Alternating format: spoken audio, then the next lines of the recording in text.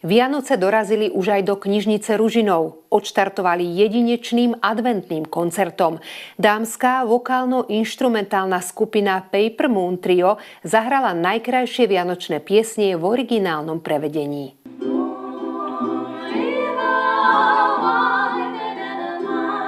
Legendárne hity, ktoré sú nezabudnutelné, či piesne, ktoré sa neodmysliteľne spájajú s vianočným obdobím.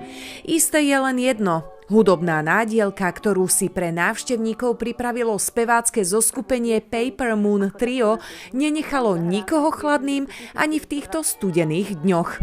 Pripravili sme si vlastne tak, ako náš klasický repertoár vždy je piesne 20. až 50. rokov, s tým, že vlastne naozaj sme to už zamerali na ten vianočný repertoár a zaznejú aj nejaké koledy v našej úprave, takej trošku jazzovej by sa dalo povedať.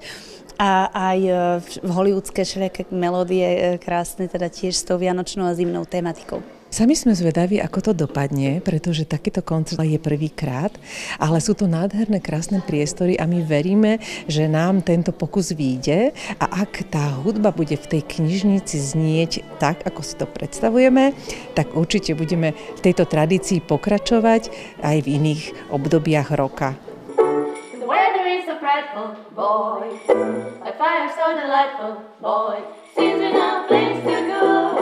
Let it snow, let it snow, let it snow. Pripravovali sme sa v zmysle, že vlastne naozaj toto je obdobie, keď hráme piesne, ktoré hráme len raz za rok, alebo teda v tom jednom období, takže aj sme to samozrejme nacvičovali, ale zároveň sme nahrávali vianočné CDčko, takže aj to sa dá rátať možno za takú prípravu.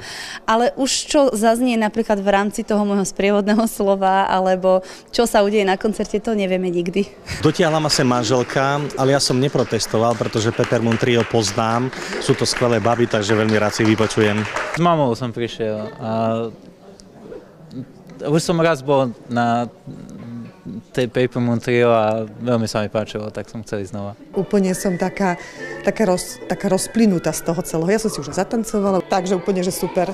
Akože na budúce určite odporúčam, aby bolo znova takéto niečo urobené. Tento vianočný koncert je súčasťou projektu, ktorý realizujeme v našej knižnici a je to vlastne také slávnostné vyvrcholenie úspešnej realizácie, ktoré sme absolvovali počas tohto roka. Pre TVR Veronika Vasilková.